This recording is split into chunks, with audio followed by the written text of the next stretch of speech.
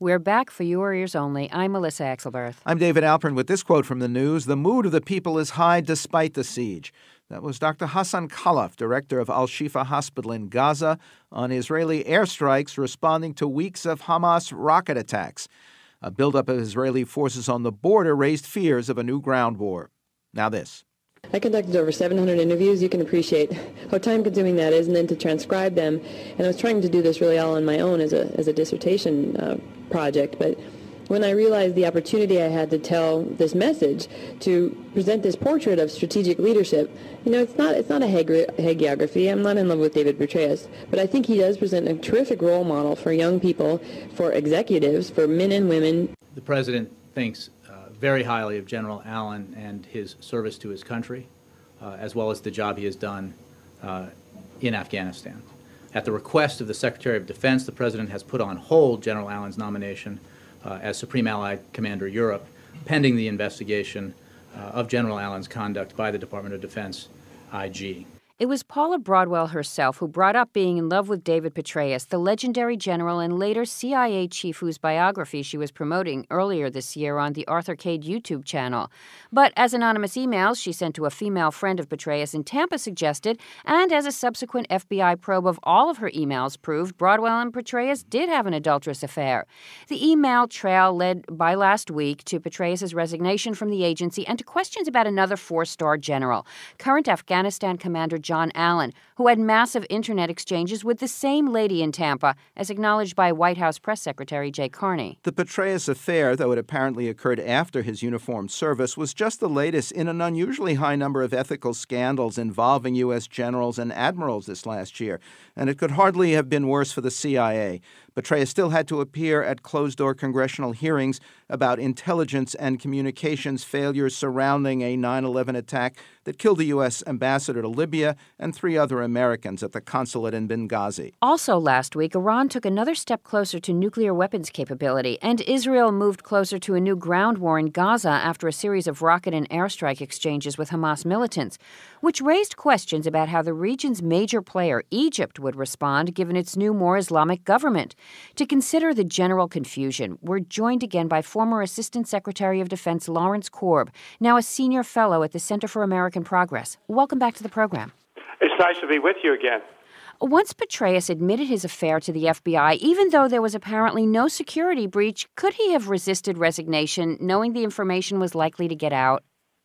No, I don't think so, because his credibility with other folks in the agency, his reputation in the military, and even he's going to need time to heal things with his family. So, no, I think he did the right thing, by stepping down, because we need to focus on all of the other issues that you've been talking about, from Benghazi to the situation in Gaza. There are reports of a special Pentagon effort to raise ethical standards at the highest levels of the military. Do you think that's necessary on the basis of recent evidence? Is it likely to be effective? Well, I think it's good for them to, kind of re-emphasize the stuff that they should. But see, here's what's happened. I mean, the military is like other institutions, and, it has its strengths and weaknesses. But because of these wars that have gone on now for a decade, because we have such a small percentage of the population fighting it, we've elevated the military to a pedestal that they really don't deserve. And so I think this is just a lot of these things coming to light shows that this has been a lot of these things have been going on for a while. For example, last year in the military, they had 20,000 cases of sexual violence. We didn't pay attention to it. Now with these other things, I think people are going to focus on that issue. On the Benghazi issue, Petraeus last week said he knew from the start it was terrorism, not an out-of-control protest against that American-made anti-Islam film. He says that view was reflected in the CIA analysis but removed from the talking points made by UN Ambassador Susan Rice. Now, critics say it was a political decision to keep Libya from looking like an Obama policy failure as the election approached. Others say there was conflicting evidence that the film was at least a factor and a security decision to hide our intelligence about al-Qaeda connections to the consulate attackers. What's your best understanding on all that? Well, I think what happened is that they wanted to put Susan Rice out there because she's very, very, articulate person, and I think they were probably showcasing her to be Secretary of State. But she was the wrong person, I think, to put there. As the president said in this press conference, she, had nothing to do with it. There's no doubt about the fact that the unclassified talking points that she has, I mean, she was following those. The real issue is, if you were uncertain about it, why did you even let her, go on there?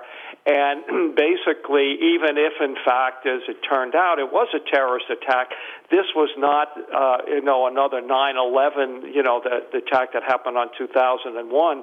And I think the White House, to the extent that they were involved, sort of overreacted to it. Yes, this group had some ties to al-Qaeda, but they have as much connection to al-Qaeda Central as your local BP gas station does to BP headquarters. So I think it was a lot of overreaction on the part of a lot of people involved in this. Well, that's overreaction. What about underreaction? And your reaction to all the evidence that the late ambassador and many other U.S. representatives in Libya previously asked for more security but were turned down? Well, I think, again, we have to find out why they were turned down, who turned them down, what was the reason. But again, it's very interesting. This week I was at a program at the Middle East Institute, and Ambassador Crocker spoke. He was our ambassador both to Afghanistan and Iraq, and he said one of the things that's important to keep in mind, you can't provide perfect security. Ambassadors need to get out, and they know that they're risking things. He did have some security with him, but a lot of misunderstanding. People say, well, we should have sent the Marines. No, the Marines don't guard ambassadors. They basically control classified information in the assembly, so in the embassy. So the real question is exactly what would have been involved in terms of more security in Benghazi or more security for the ambassador, because the ambassador is mainly up in Tripoli. Especially as the still quite weak government in Libya was really fearful or not happy at the thought of looking like there was yet another American occupation. Well, and again, I think that's the real issue. From what we know now, the Benghazi really wasn't a consulate. It was kind of a CIA outpost, which again raises all kinds of other questions. What was the CIA doing there? What was their role? As what I understand, I think what they were trying to do is, make sure that some of these weapons didn't fall into the wrong hands, weapons that, existed during the overthrow of Gaddafi.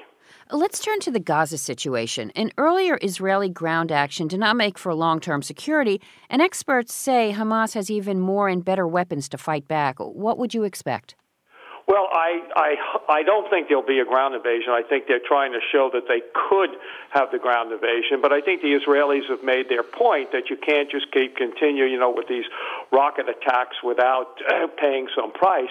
The real issue, as you said in your run-up, is what role will Egypt play? Because previous in the past, Egypt would get Hamas to back off. Now, the question is, what will the new government under President Morsi do? Will they lean on Hamas because they're trying to balance their, if you will, their tendency toward the Muslim Brotherhood, which supports it, plus trying to get aid from the United States? Because, again, if they don't play a constructive role, they got a couple of $1 billion in aid that they probably won't get.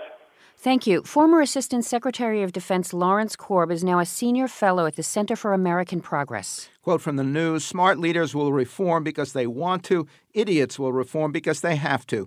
That was an anonymous former Chinese official suggesting that events more than ideology will shape the policies of the country's new Communist Party leaders. Next, big business and the budget for your ears only.